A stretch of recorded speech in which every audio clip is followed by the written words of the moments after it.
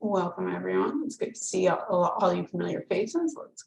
This is today is the 8th session of the Nazir, Sanctity and Separateness with Rabbi David Silber. I'm just asked for your patience for a few minutes while I get things set up in the technical end. Thank you to everyone who's turning on their camera. It's nice to see your faces this morning or afternoon, depending on where you're tuning in from.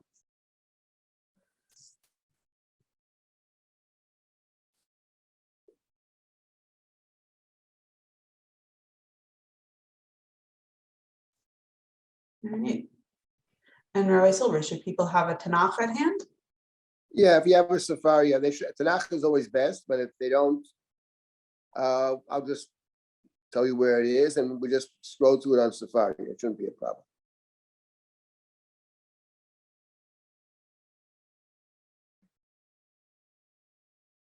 All right.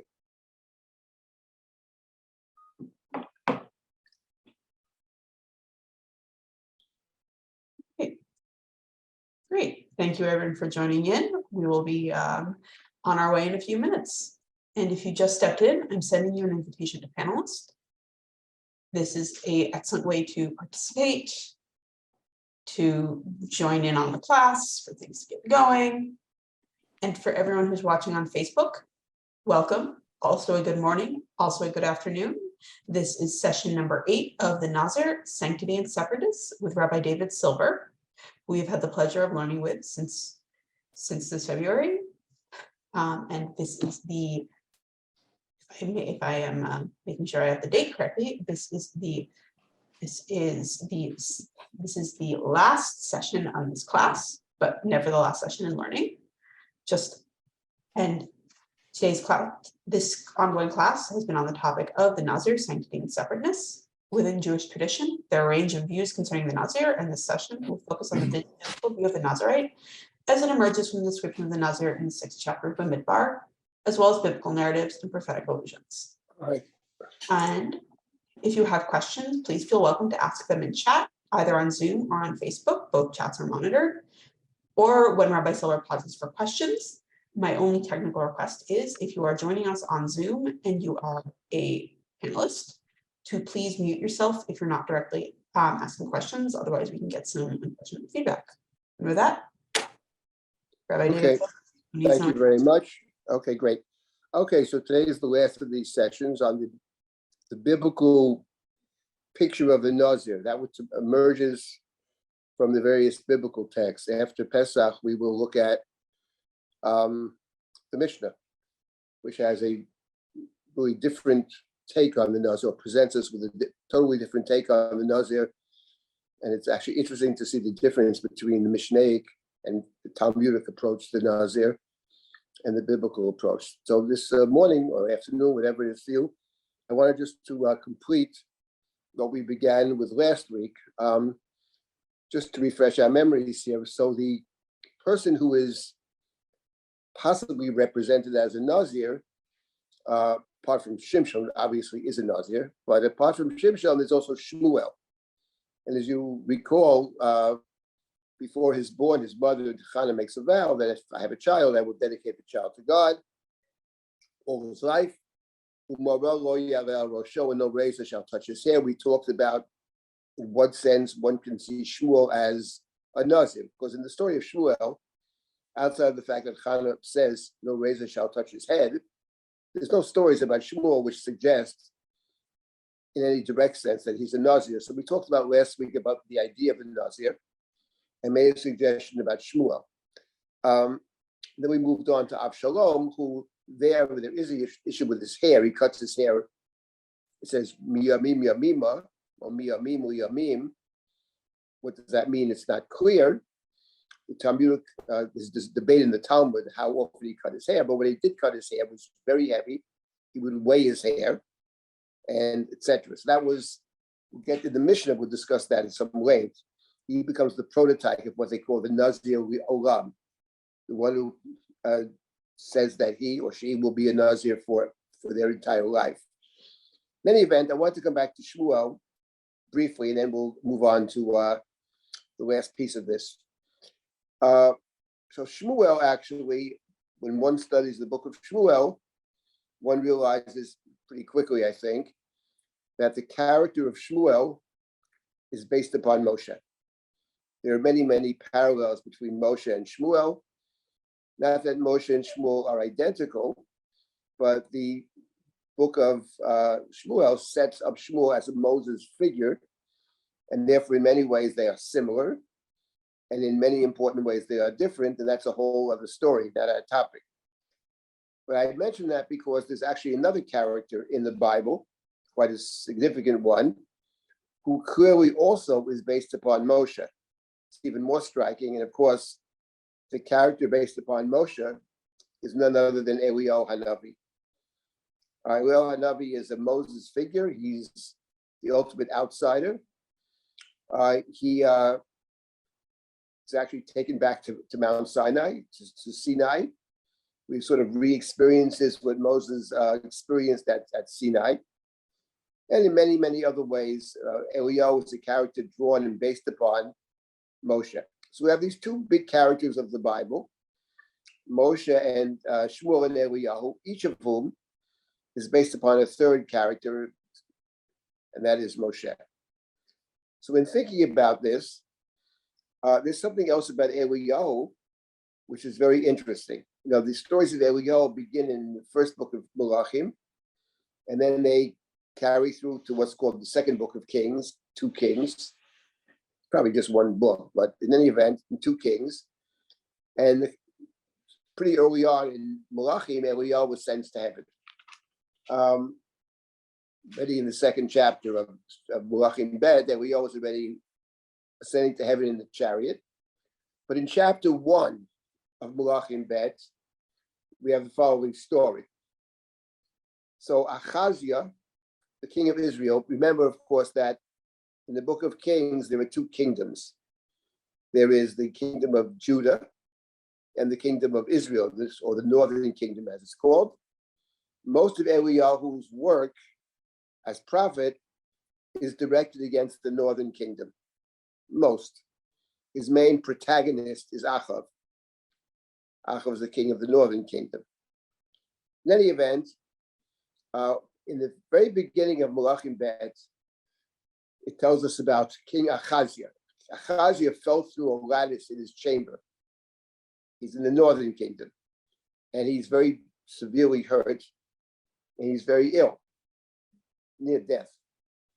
It says in the very beginning of Malachim Bet, the very second pasuk, Vayishlach malachim vayomer alehem l'chu dirshu b'val zuvur ve'lohei ekron emechem michal yiseh. So he says to somebody in his court, go and inquire from the god of Ekron. Ekron is one of the Philistine cities. Go and inquire of the god of Ekron if I will live from this illness. So he's inquiring of the god of foreign god. So the messenger, he sends his messengers out, and then the third pasuk, Malach Hashem diber Eliyahu hatishmi. But God's messenger speaks to Eliyahu and says to him, Kum alei likrat malachei melech Shomron. Go and greet the messengers of the king of Shomron. Shomron is the capital city up in the north. And say to him, what? Amibli ein Elohim b'Yisrael, atem ochim lidrosh beval zevur. Elohei, why are you inquiring of the god of the Philistines, the god of Ekron? Isn't there a god in Israel? Why do you go to a foreign god? Well, therefore, Ko amar Hashem, Hamita shalita sham lo terei mimena, ki mo tamut vayelech Eliyahu. So Eliyahu was commanded by God to meet the messengers of the king and to tell him, because you inquired of a foreign god and not of God, God of Israel, you'll never leave that bed. You're going to die. So Eliyahu goes off, and he meets these messengers, and he tells them what God told him to say, as Eliyahu does, just very direct. And now these messengers return back to the king of Israel. This is found in verse number 6. They tell him what Eliyahu said, pretty much word for word. And so the king And they don't know who this guy is. I mean, some man has met them and told them this. Because you didn't inquire of God, you inquired of the God of Ekron, you will die. So they tell the king this. And in verse number 7, Vaydaber alehem ma mishpato ish asher Allah likratchem. Here, ma mishpat means, right, means what does he look like? What sort of person is he? What sort of person came to you and gave you this, made this speech to you?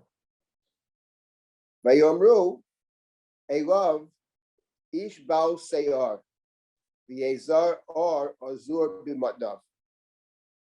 Vayomer Eliyah hatishbi hu. Oh, the guy who came to see us, well, he probably didn't give his name, but he was an ish seyar, a very hairy man. And around his waist was a leather belt. And the king says, that's Elio Hatishbi. So here we have actually a description, a physical description of Elio Hanavi. And he is, among other things, the two descriptions. But one of them is Ish Seyar. He's a hairy person. And now the question is, what does that suggest? What is this image of Elio that we have over here? A hairy person with a leather belt. And so the Ish Seyar, that does remind us of the Nazir. So the Ish Seyar sounds like, with a leather belt, it sounds like somebody, which is true of Eliyahu, who's not a member of society. He's the ultimate outsider. And that, when you read the Tanakh about Eliyahu Hanavi, it certainly does sound that way, because he declares there'll be a famine in the land. He just checks out. He goes someplace else. In the story over here, he's sitting on top of a mountain. So this idea of Eliyahu Hanavi as the outsider. Moshe is an outsider, but Eliyahu is a super outsider. And by the way, we know nothing about his personal life at all. Unlike Moshe, okay, most of his children don't follow in his path, and he doesn't speak their language, and all that is true. But at the end of the day, Moshe is at the center of the community. Moshe is instructing the people. Moshe is leading the people. Moshe prays for the people. So Moshe is a funny combination. He is the outsider, no question about it.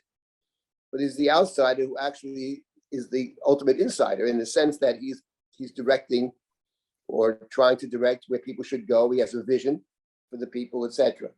With Eliyahu, he's completely outside. He has no family that we know of.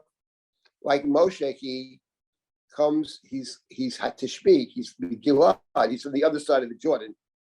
And when he ascends to heaven, ascends to heaven, he goes back to that place. Like Moshe, no one knows where Moshe is buried. With Eliyahu, we're not even sure he's buried. I mean, we don't know. He's the ultimate outsider. And this is represented by the way he dresses. And two things: he has a leather belt, and he has Ish Seyar. It reminds me in a certain way. I mean, Esav is that way, right? Esav is opposed to Yaakov. Yaakov is Ish Tam Yoshevo Halim, which probably doesn't mean he's pure of heart, or whatever. First thing he does is trick his brother, but he's a civilized person. He dwells in tents. He's a civilized person. That's probably what it means in the context. And Esav, by contrast, is a Yodei Tzayid Ish Sadeh. Esav is in the field. Yaakov is in the home. It's the difference between them. So the wild hair, because the hair is the part of the body you can actually control. You can cut your hair, you can trim your hair, you can fashion your hair, etc. When your hair just grows wild, right? When your hair goes wild, as the Nazir's hair goes wild, it represents the fact that the Nazir is not part of normal society. In the case of Shimshon, we might say he's not part of society, period. But again, in the Chumash, it's a temporary state. So here we have another interesting parallel between Shmuel on one hand and Eliyahu on the other. And to think about this, because Shmuel is an interesting character. His also has no children who follow in his path. That's true. He is a judge. He judges the people, but he sort of moves around from one place to the next. he teaches in different places. He circulates around. So something to think about in terms of a Nazir character. And once again, if we think of it as a Nazir character, it underscores the idea that, at least in the Tanakh, the Nazir represents the person who's outside regular society, normal society. In the Chumash, it's limited to X amount of days. You may leave society temporarily. When you get to the characters of the Bible, there's no sense that this is a temporary state of being, none whatsoever. It sounds like this is who you are. Shmuel is this way. So Eliyahu, I wouldn't call him a Nazir, but I would say there are elements of Nazirut present both in Shmuel and also in Eliyahu. And it's interesting that each of them is a character who's based upon Moshe. There's a piece of Moshe. Moshe, of course, is the outsider. So there's a piece of Moshe which plays out both in Shmuel and Eliyahu. I'm not saying it plays out in identical fashion, but there's something common to these two characters. Okay, let me just stop here for a moment and take comments or questions about this. All right, I see one comment in the chat that I want to highlight. From Zella asking, is this the first mention of Eliyahu? No, this is towards almost the last mention of Eliyahu. Eliyahu appears initially, I believe it's chapter 17 of 1 Kings. Yeah. This is the next to last story of Eliyahu. Eliyahu appears right after we're told about the rebuilding of Jericho, which is in Malachim Aleph. And Malachim Aleph, let's see. Yes, Malachim Aleph is at the end of chapter 16, and Eliyahu appears in chapter 17. Vayomer Eliyahu hatishbi mitoshavei Gilad. That's chapter 17 of 1 Kings. It's actually very interesting, and we'll encounter this in a few minutes with a different character. There's no chapter 17 of 1 Kings, the first chapter deals with Eliyahu, and Eliyahu the Tishbite from Gilad said, "There shall be no rain except if I say so." And what's very curious is there's no introduction to him. It doesn't tell us anything about him. The first thing we ever hear is we don't know he exists, actually. Eliyahu the Tishbi said the following, and it raises a different question right there, the first verse. I swear by the God before whom I stand, there shall be no rain or dew except at my bidding. And who is he? Who is this guy?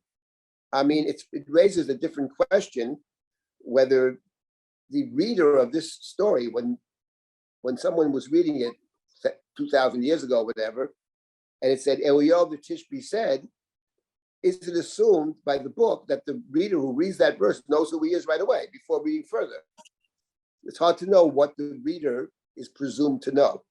It's a very interesting question that's hard to know. There are other examples of this as well, where you have someone mentioned. I'll give you another example of when Moshe, the story of Amalek in the Chumash, chapter 17 of Shemot, and Amalek attacked Israel. Vayomar Moshe Yehoshua b'charanu anoshim v'tzehi lachem b'Amalek. And Moses said to Joshua, choose some people and go fight. Who's Joshua? The Torah never told us who Yehoshua is. So that's the first we ever hear about Yehoshua. And Moshe said to Yehoshua, go and fight. So again, is it that we don't know who he is? We'll find out later. It's one possibility. Or is it presumed that the reader knows who Yehoshua is? Because there were 100 stories about Yehoshua. So we don't have to explain who he is. We know who he is. That's a question in general. In any event, Eliyahu appears first in chapter 17.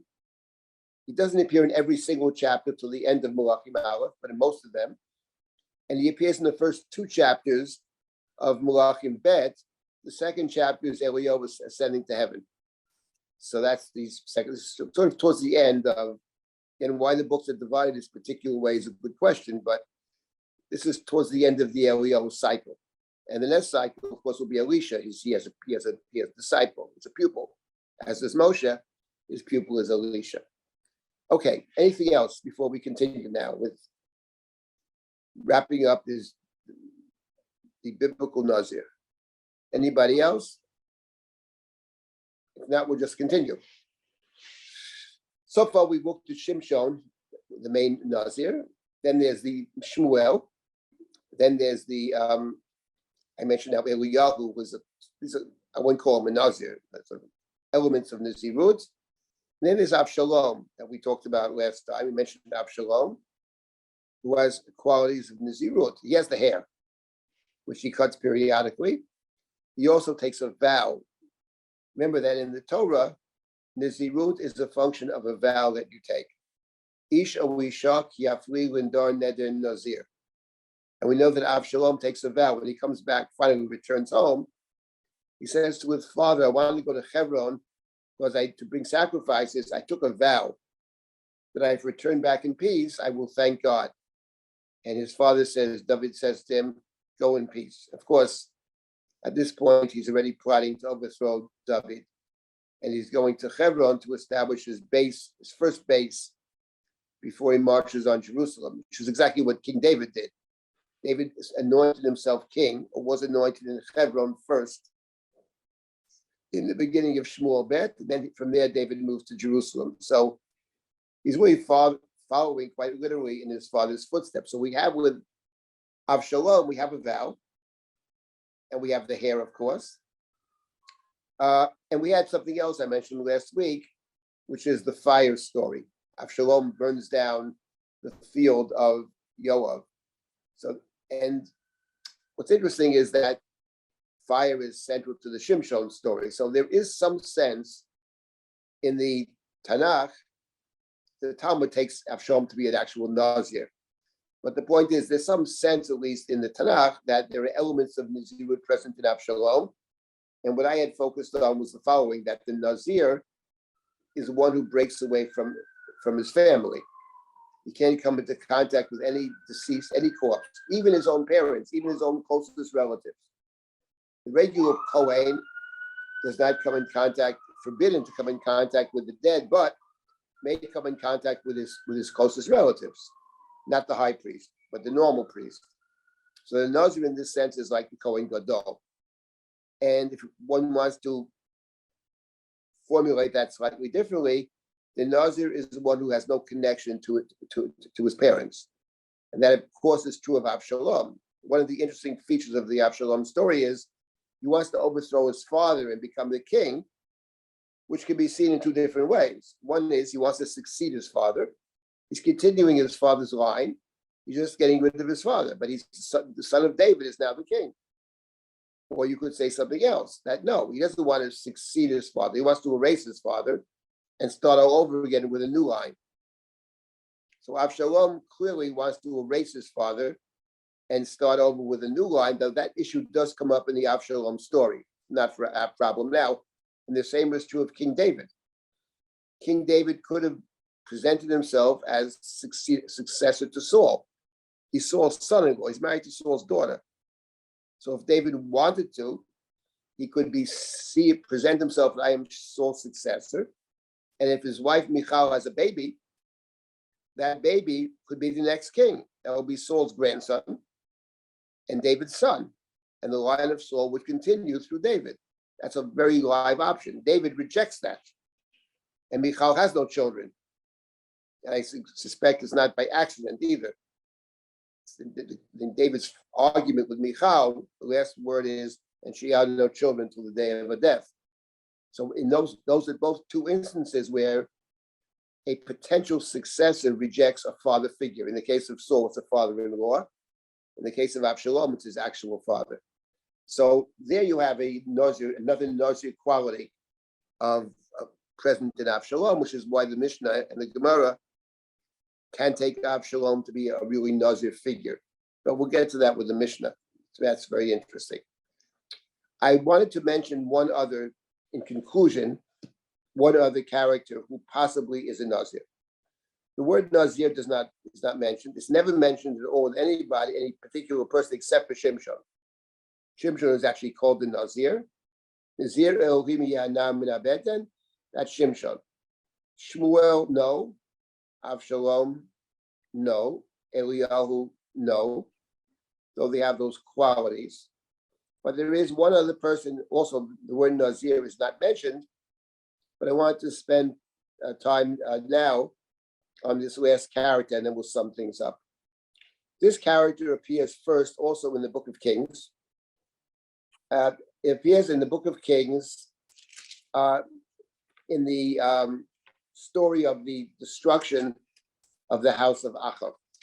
Achav in the Book of Kings is Eliyahu's protagonist, and he's a very central person in the Book of Kings and Eliyahu's life. Eliyahu spends a lot of time trying to bring Achav back, one could say. That's the famous story of Eliyahu at Mount Carmel. He's trying to impress upon Achav and the people, they've got to make a choice. You can't stand in two places. For Eliyahu Hanavi, there's one path, and you can't stand in two places. That's what, there's a fanatical side to Eliyahu. We'll get to that because it's related to the Nazir, I believe. The Nazir is holy unto God. The Nazir answers to God only, and the Nazir, for example, in the case of Eliyahu, has zero interest in kingship. He doesn't trust any kings. He doesn't deal with any kings. There are other people who do. In the Eliyahu story, if you recall, there's Ovadia. Ovadia works for Achav. And we're told he saved 100 prophets' lives. He worked with Achav. And when Eliyahu meets Ovadia, he's very curt with him. He says, go tell your master, and Ovadia is taken aback. I'm Ovadia, he says. I'm a God-fearing person. I saved 100 prophets. That's nice. You go to Achav and you tell him Eliyahu is here. So Eliyahu has zero use for those people. It raises really a very fundamental question about working within contexts that are problematic. And do you choose to work with that, or do you choose to opt out? Eliyahu has a very simple answer. You opt out. He's not interested in working with the king. It's not true of Elisha, his disciple, but Eliyahu is somebody, he'd rather be in the mountains and the deserts. He doesn't trust kingship, period. In that sense, he's similar to Shmuel as well. Shmuel doesn't believe in kingship. And he says why? You have a king. King's name is God. God is your king. Human kingship is problematic from day one. In fact, it's idolatry, Shmuel says. Fundamentally what he says. Apart from the fact the king's going to rip you off. He's going to cheat you. He's going to, because power corrupts. That's Shmuel's view. And Eliyahu's view even more so. So that's something else. We think about the Nazir, by the way, the pluses and the minuses of the Nazir. These are two single-minded people. You serve God and only God. And for Eliyahu, you can't serve anybody else. So that's what they believe. And that's a good question. It's an interesting question because the truth of the matter is, and not true only of politics, it's true of many situations. You get involved with some institution, and every institution, because it's human, is going to be flawed. And especially when people in the institution have power. Because sometimes their primary concern is keeping power. And then everything else is secondary. And we've seen that throughout all of human history, including currently. People want to stay in power. And they'll do many bad things in order to stay in power. That's the human condition. Eliyahu says that don't get involved. Forget it. You don't get involved. That's Eliyahu. And Shmuel has deep misgivings about kingship. That's one of the key issues with Shmuel. That's his. God said, listen to the people.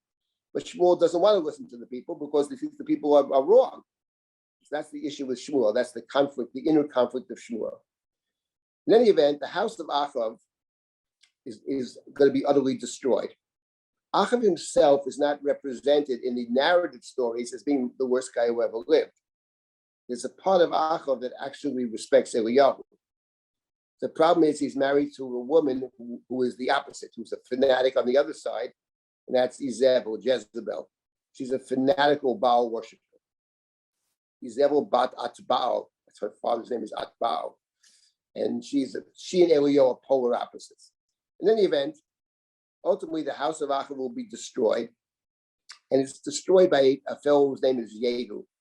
Yehu is a very interesting and very bloody character. He's really a ruthless killer. He kills Achav's family, 70 children, murders all them. He kills Jezebel. He also kills the king of Israel, who's in cahoots with Achav at this point. So it's very interesting when you study the book of Malachim. On one hand, the house of Achav is doomed. The prophetic statement, the house of Achav will be destroyed. But the one who does it in the most bloody fashion. So first he kills all of Achav's children, the whole family of Achav. He kills Izeva. And then he wants to also kill all the people that worship Baal. So if we open up our Tanachim to the 10th chapter of 2 Kings, chapter 10, the first 14 or so verses deal with the killing of the house of Achav. That's the first 14 verses. Then we come to verse number 15. So he's killing all these Baal worshippers, fine. And now, but he wants to kill more people. Up to this point, he's killed the king's family. He kills both the king of Judah and the king of Israel. Achav, the king of Israel. He also kills the king of Judah, who's in cahoots with Achav, because he has an alliance with Achav. Fine. Now you get to verse number 50, but his work is not done. He still wants to kill all the Baal worshippers. Now we have a very strange verse. Chapter 10, verse number 15 of 2 Kings. Vayelech Misham, Vayimtza et Yehonadav ben Rechav, Likrato, Vayivorcheu, Vayomer Elav, Hayeshet Levavcha Yashar, Kasher Levavi im Levavecha, Vayomer Yehonadav Yesh Vayesh, Tana et Yadecha, Vayiteg Yado, Vayaleu Elav Elamerkava. Here we have a very strange verse. Actually, it's very hard to read this verse because it's very hard to tell who's saying what. So he went from there after he's killed a whole bunch of people from the king's retinue. And now he goes from there and he finds Yehonadav ben Rechav, a man named Yehonadav, the son of Rechav, walking towards him. He greets him and he says, "Are you as wholehearted with me as I am with you?" "I am." Yehonadav replied, "If so," said Yehu, "give me your hand." He gave him his hand, and Yehu helped him into the chariot. You notice that in the translation over here, they put extra words in brackets, because the truth of the matter is, it's not so simple in this verse to see who's saying what in the verse. But the idea of it, he meets this fellow named Yehonadav ben Rechav. Now, we have no idea who Yehonadav ben Rechav is. He's never been mentioned before in the book. Never. Up to this point in the Bible, he's never mentioned. Again, does the reader know who he is? I don't know. It's hard to know. But we don't know who he is. And Yehu was just killed off the family, 70 sons of Achav, and he's killed the king of Israel and 42 other people, sparing nobody. He meets this Yehonadav ben Rechav. He says, "Are you as wholehearted with me as I am with you? You have the same approach to this stuff that I do?" And Yehonadav seems to say, "I do. Give me your hand." He helps him into the chariot, into the Merkava. It's interesting, his name is Rechav, and he goes into the Merkava, which is interesting. There's a play over there in Rechav and Merkava. Fine. He gives him his hand, and Yehu says to him, and the next verse, Vayomer, L'cha iti, come with me, he says. Urei b'kinoti l'Hashem, and you will see my zealousness for God. Vayarkivu oto b'richbo, he was taken along in the chariot.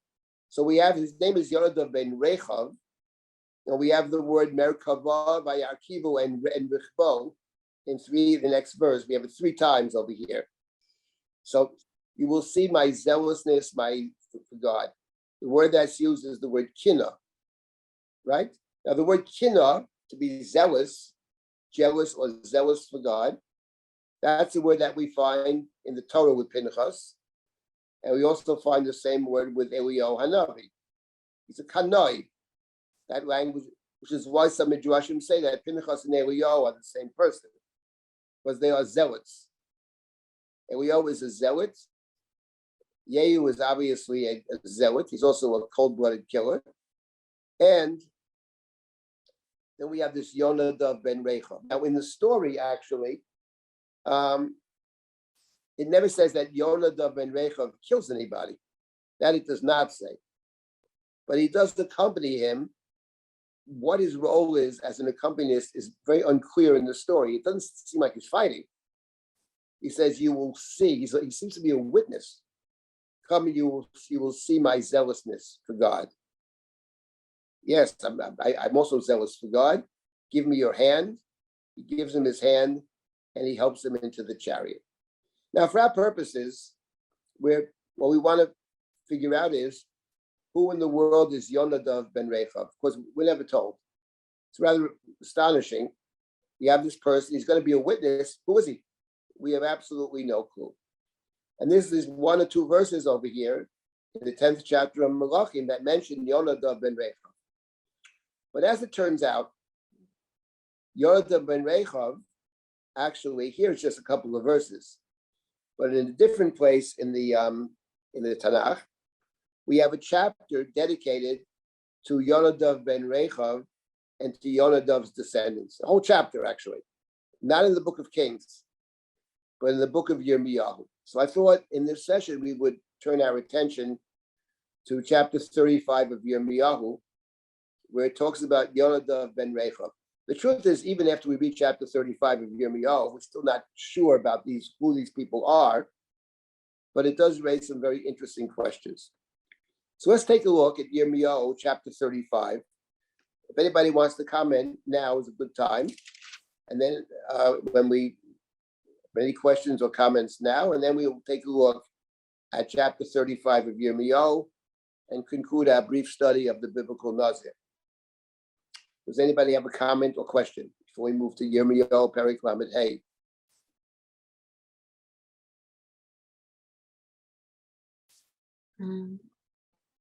It's been quiet. I see a hand up. And could Yep. Sandra, can you unmute yourself? Sandra?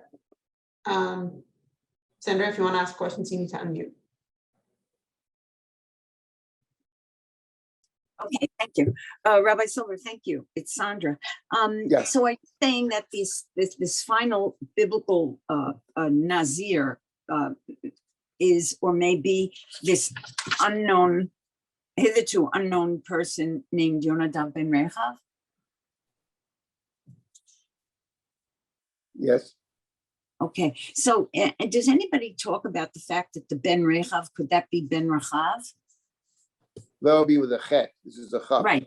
Since a lot of this stuff interchanges like sins and samach and chaf. Sins and samachs do, right. I'm not sure about chef. I don't know. To my knowledge, no. I don't know anybody else that makes that connection. Doesn't mean it's not there. Only because I'm not familiar with the link there. Okay, all right. Thank you. All right, let's take a look at chapter 35 of Yirmiyahu. These are the chapters, these chapters of Yirmiyahu have more, some of them have more constellation than the rest of Yirmiyahu, which for the most part is a book about the impending destruction. Hadavar asher haya Yirmiyahu be'et Hashem, b'mei Yehoyakim ben Yoshiyahu melech Yudah lemar. So this takes place in the days of Yehoyakim, son of Yoshiyahu was the righteous king who tried to stem the tide of idolatry, but was unsuccessful in preventing the exile of the Judean kingdom. This is a prophecy to his son Yehoyakim, who generally speaking is seen as a very bad fellow. And Yirmiyahu is commanded the following: Haloch al beit harechavim v'dibarta otam haveotam beit Hashem elachat hal-shachot v'shkita otam yayin. Very strange command. Yirmiyahu is commanded, go to the house of the Rechavites. We never heard of the Rechavites before. Rechavim. Go to the house of the Rechavites, talk to them, bring them into God's house, into the temple, to one of the offices, the chambers of the temple, and give them wine to drink. That's the command. Invite them to the temple and give them some wine to drink. A mishteh.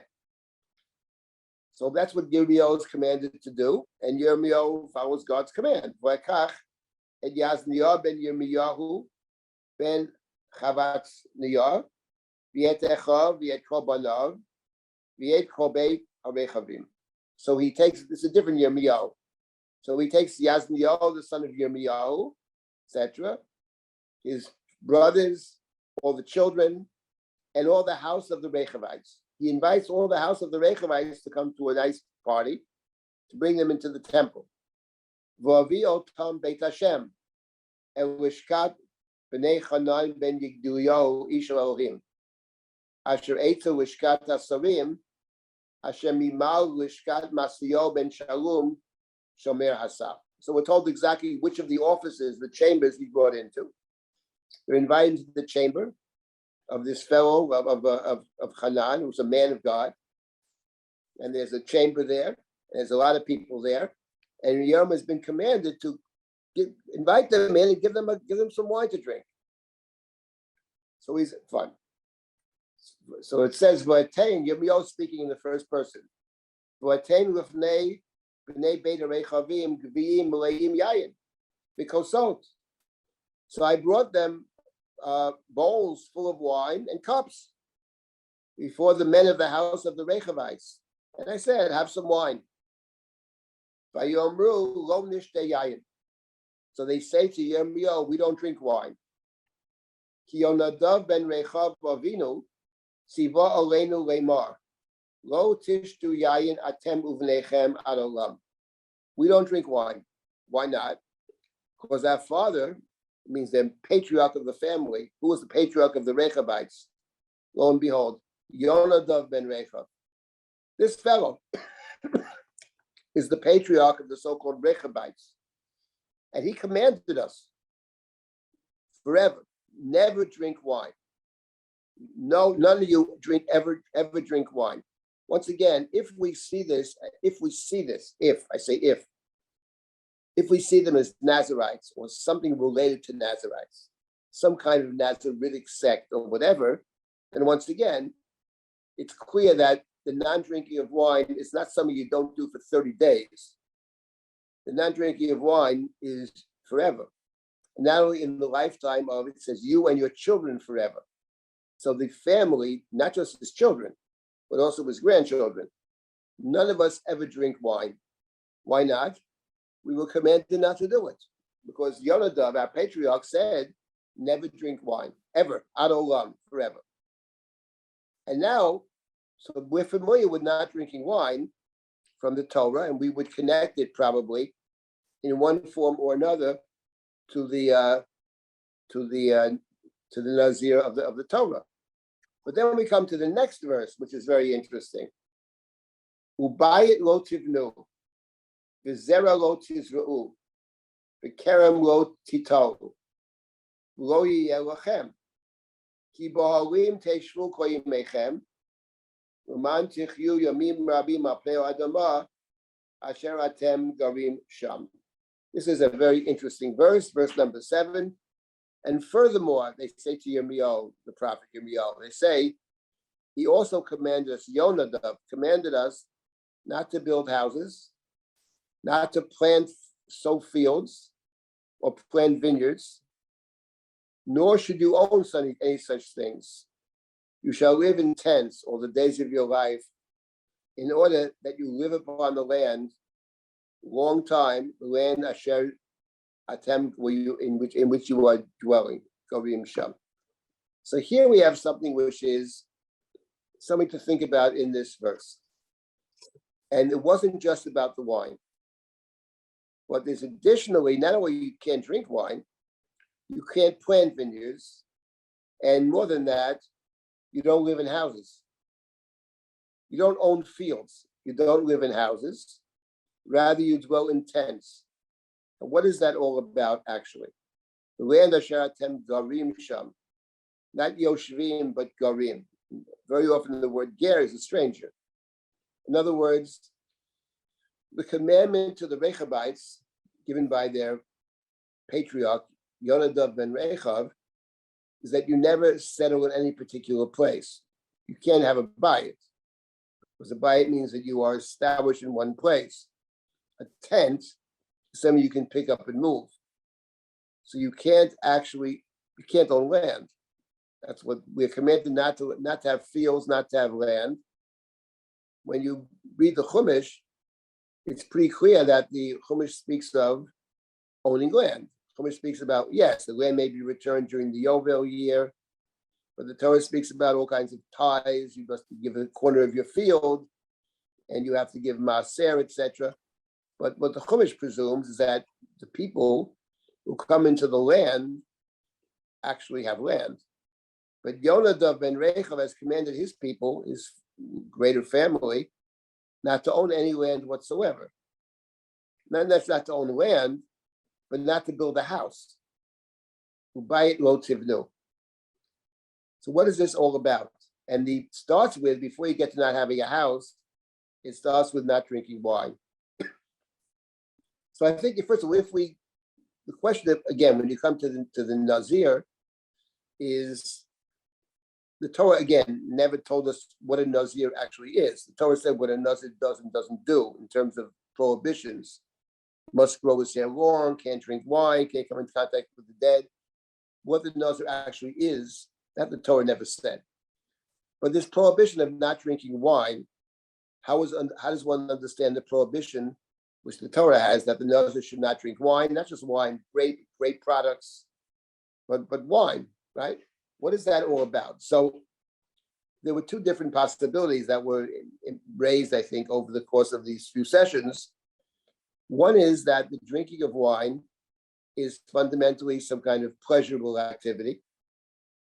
And there's an element of, let's say, asceticism, separation from the pleasures of the world, as represented by the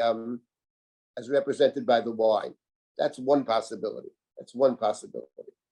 And there's another possibility that the drinking of wine, and this is very firmly within Jewish tradition, that wine basically is a social drink, a mishteh, right? Mishteh means a place somewhere you drink, but a mishteh is a party. So the idea of the Nazir is not so much to reject the pleasures of the world, but to reject human companionship. That the Nazir is a separatist in the sense that the Nazir separates himself from human society. The second of these possibilities, that the idea of separation from human society, fits in very well with these two verses from Yirmiyahu, because you don't drink wine, never drink wine, because wine is something that we associate with connecting to other people. But our father Yonadav commanded us to live apart. So not just not drinking wine, not to build a house. Because when you build a house, basically, that's where you are. But you shouldn't build a house, because you're only gerim, as it were. You move about from place to place. You never settle into one particular place. The truth is that it reminds me very much, and we're talking over here, basically, you might want to call them Bedouins, or the Ram. It used to be called gypsies, but that's not a word we use anymore. But that's exactly how they lived. The Ram, largely in Romania, and they basically never settled in any one place. This way they kept their own identity. Because they're never in one place. So they're in one town today, where they would pick up and move. And it's very interesting, they would have these various rituals centered around family. And we have Shiva, we have Shoshim. They had much longer. If some relative dies, if you're living in South Carolina or something, a relative dies in Los Angeles, then they would all just go to Los Angeles for a couple of months. And this way, you're never in a place. So with Yonadav ben Rechav, that's what it sounds like to me over here, that it's about not settling into any particular place. And you would settle in by owning land, or you would settle in by having a house. But our father commanded us to have neither. You move about from place to place. You're never part of the society in which you live in a particular place, but you're never really part of that society. And that's reflected also in the first verse of not drinking wine. So it turns out that Yonadav ben Rechav Whether they're actually Nazirim or not, I can't say. But it's certainly from the first verse, not the, and the story revolves around the wine. They're being tested over here by Yirmiyahu. God commands Yirmiyahu to test them. Let's see if they really stick to their principles or not. And the response, of course, is, yes, we don't drink wine. That's not what we do. And we don't own houses, and we don't own fields. We dwell in tents. And this way we ensure our own identity, I would say. But we also ensure something else. Our father said that this way you'll be able to live in the land, be in the land a long time. What lies behind this assumption, behind the command, I believe, is the sense that if you get involved in society, in the trappings of society, that inevitably it will have a negative impact on your own community. So at the core of it is a fundamental distrust of the larger society, of the elements of society. That's what it sounds like over here. Now, in the case of Yirmiyahu and the society in which he functions, he has deep misgivings about the society in which he functions. He's constantly talking about exile and about destruction. So the command of the response of the Rechavites will sit well with Yirmiyahu, clearly, as it does, and it will sit well with God as well. Before I continue, now, in other words, but the point I want to make about Nazir is that, in fact, this is one way to read the Nazir story. In other words, when you read the Chumash, you look at that, you could read the Chumash very simply. The Nazir is a man or woman who's a regular, normal Jew, but decides that this Nazir decides that he wants to experience what it means to be holy unto God, to be the high priest. And the Torah says, you want to be a high priest? You can be a high priest for a short amount of time, but you can't just leave the place where you are. The Chumash spends a lot of time in those chapters setting up a society. This tribe is here, this tribe is there, etc. It's a community, this is a society. You want to leave it temporarily? That's fine, but you can't leave it permanently. That's what emerges from the Chumash. What emerges from these other texts, and that's my point, these other biblical texts, if we assume that Yonadav ben Rechav is a kind of quasi-Nazir, then that's something else that emerges completely, which is that the Nazir is not a normal Jew who for 30 days isn't drinking wine. The Nazir is a different kind of life. And the biblical character, if we assume that they're Nazirim or quasi-Nazir, whether it's Shimshon, whether it's Shmuel, whether it's Eliyahu, whether it's Yonadav, this is a completely different sense one gets from these four characters, totally different. And that is possibly a way to read the Bible, that the wine is simply representing something very different. You know, the Nazir is, in the Chumash, Nazir leads a relatively normal life in the Chumash. He has a family, he has a husband, a wife, family. I mean, there's no sense that you withdraw from society completely, and it's only temporary. That's true in the Chumash.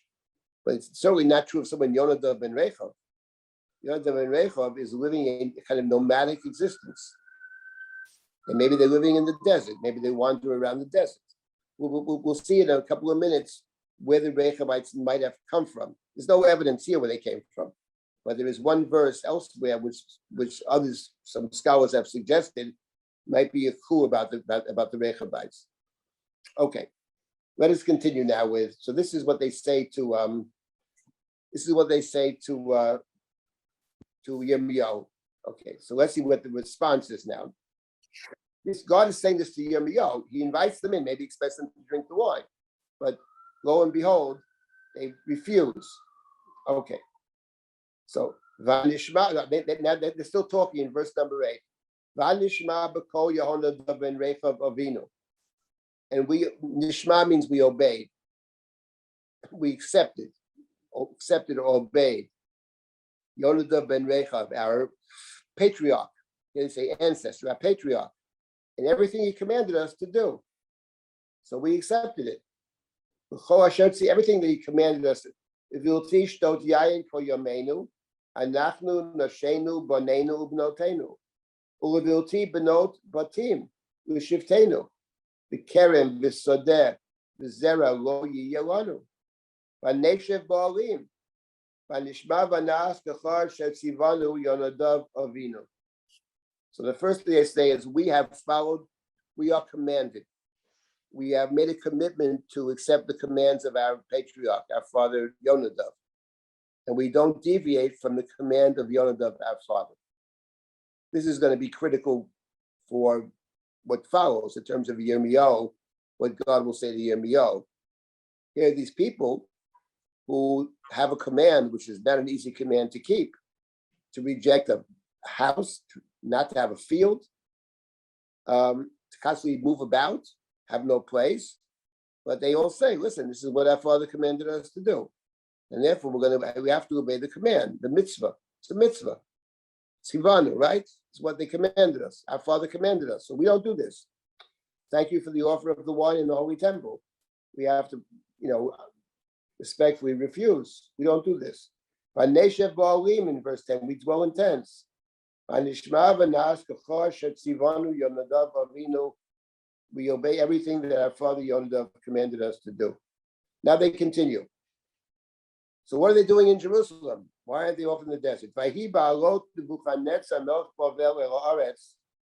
So when Nebuchadnezzar came and is invading the land, Vanomar, Bo v'navo Yerushalayim b'nei chel chasdim u'b'nei chel aram v'neshte b'Yerushalayim.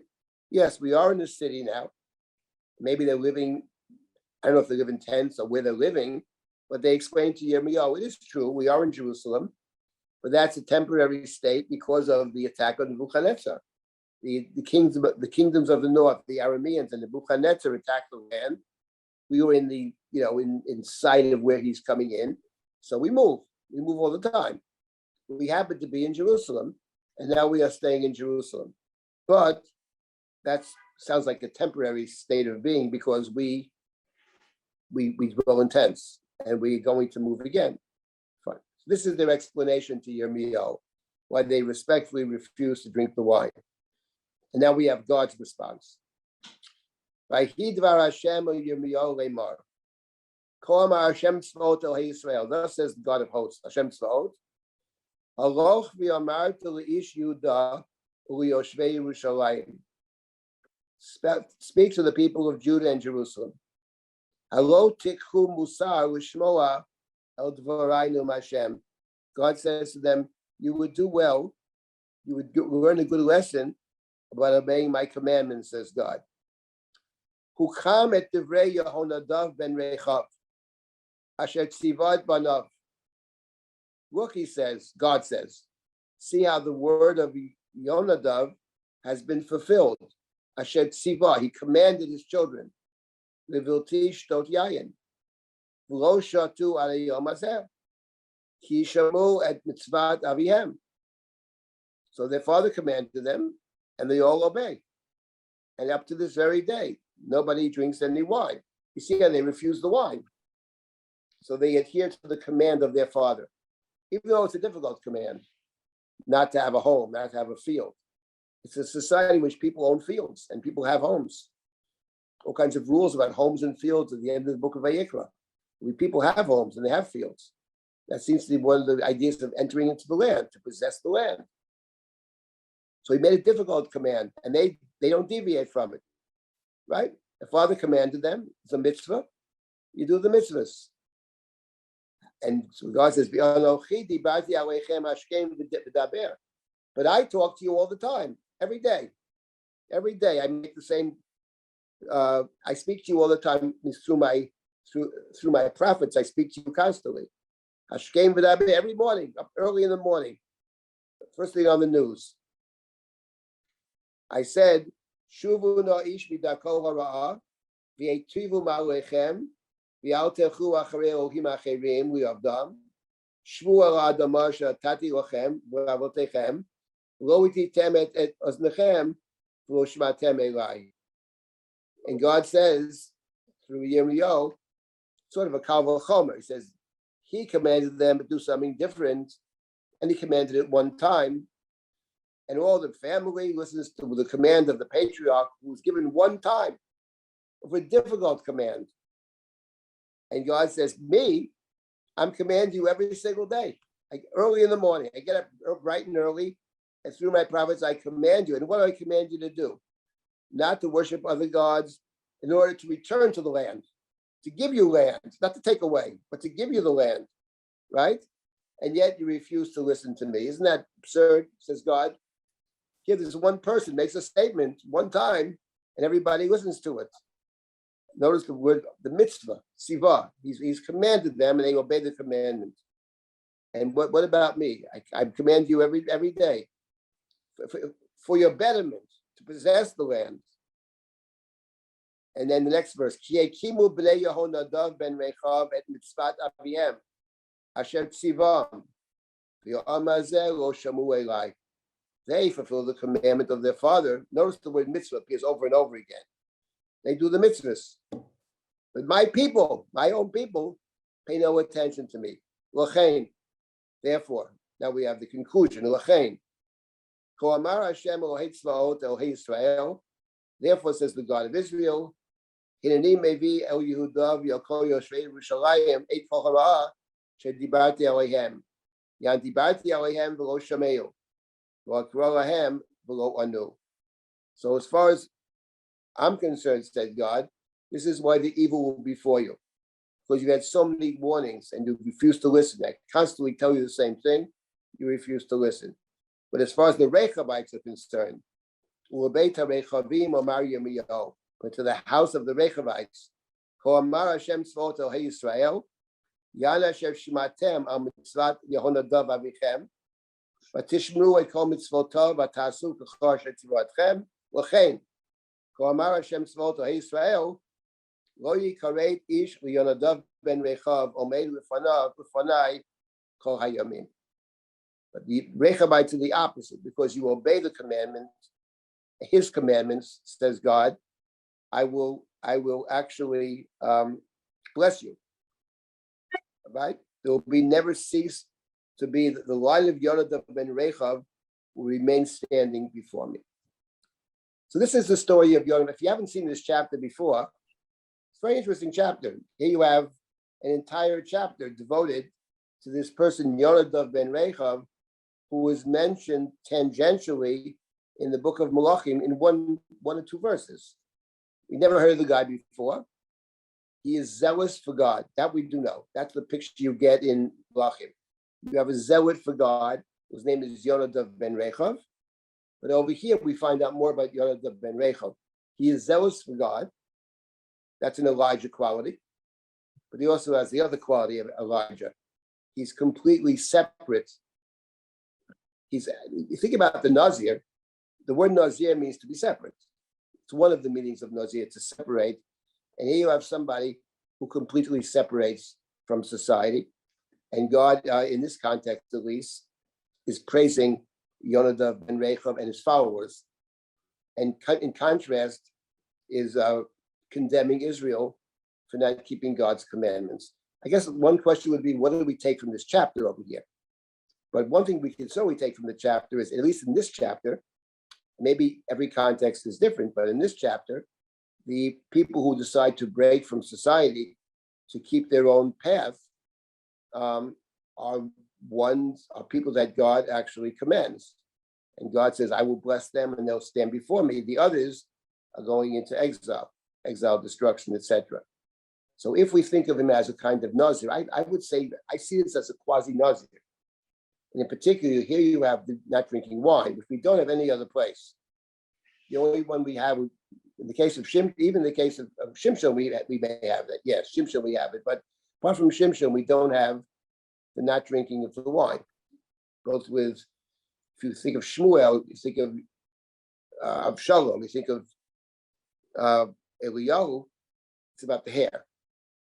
But in this particular case, it's about the wine. Let me just stop here for a minute. And I have one other thought about this Yonadav ben Rechav. But let me stop for a moment and take comments or questions. We still have time, right? What time is it? We're about 5 minutes over. I'm happy to give a few more minutes. 5 minutes questions. over? It's 10:35. Oh, let me just leave the question. Let me make one more comment then about this Yonadav ben Rechav business.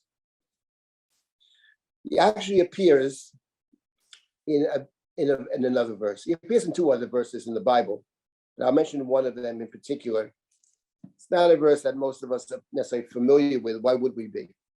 This is a verse that is found in the last book of the Bible, in Divrei Hayamim. It's the first book of Chronicles, Divrei Hayamim. It's chapter 2.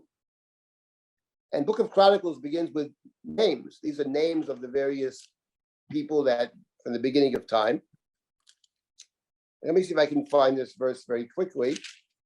I have it on screen also. You find the verse. Where's the verse? 1 second. Yes, this is found in Divrei Hayamim, First Chronicles, chapter 2.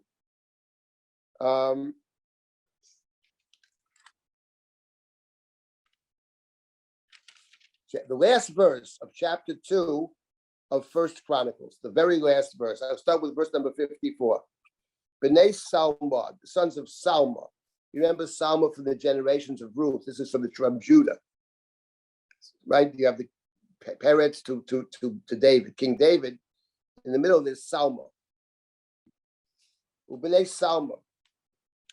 Beit Lechem and the Tofati, Itrot, Beit Yoav, Chatzi, Aman Nachati, Atzari. These are names of different descendants of Salma. And verse 55. Umishpachot Sofrim Yoshvei Yabitz. The families of the scribes that dwelt at Yabitz. Tirotim, Shimotim, Shuvatim. These, here they translate the Tirahites, the Shimeahites, and the Sukkothites. Who are these people? Hema Hakinim Haboim Mechamat Avi Beit Rechav. These are the Canaanites who came from Hamat, father of the house of Rechav. So here we have the house of Rechav mentioned in Divrei Hayamim in conjunction with the tribe of Judah, but the chronicler connects the Rechabites with the Kinim. Now, who are the Kinim is the question. Now, if the Kinim is the same as Keni, we know who Keni is. The Keni are descendants of Yitro. Yitro's descendants are called the Keni. They are typically not Jews. Doesn't sound like they're Jews, but they are friends of the Jews. Yitro is a friend of the Jews, and the Keni are friendly with the Jews. So if the Rechabites are tied in with the Keni in some way, that actually leaves open some very interesting possibilities as to the Rechabites may in fact be. They well may be non-Jewish, actually, but some kind of a group or sect that travels about, that lives amongst the Jews, and is, have a certain way of living. They don't own homes. They're sort of ultimate outsiders. And if we connect them to Keni, we would say these are outsiders who are friends of Israel, allies of Israel, but have their own particular rules, approach, etc. Yitro himself in the Torah is a great friend of Israel, great friend, Moshe's greatest friend.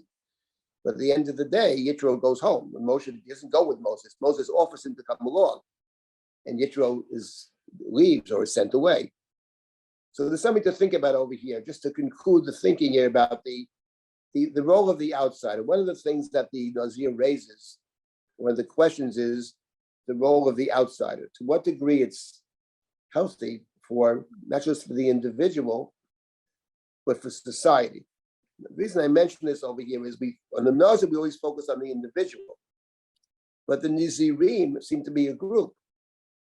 You told the prophets not to prophesy, and to the Nazirim you gave wine. That sounds like there's a group of people called Nazirim, not just a particular person.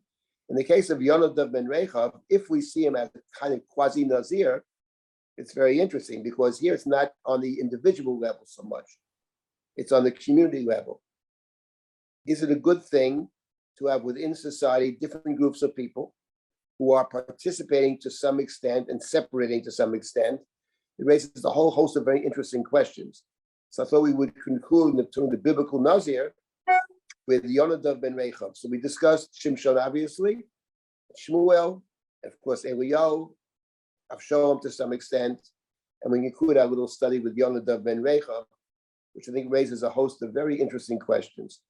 I'm very much looking forward to the study of Mishnah as part of the larger Rivka Rosenwein Mishnah project that we're getting deeply involved in many different ways. And one of them is that after Pesach, I'll do my little part in teaching a class on the Mishnayot of Nazir.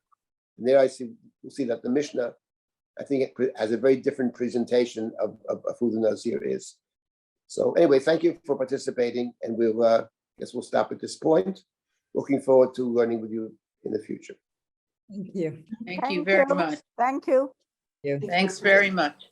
Okay. Thank you. Chodesh Tov. Chodesh Tov. Chodesh Tov. All right. Pesach Tov too. And Pesach. Ciao. Take care, everyone, and have a good day. So we're not meeting next week? This is it?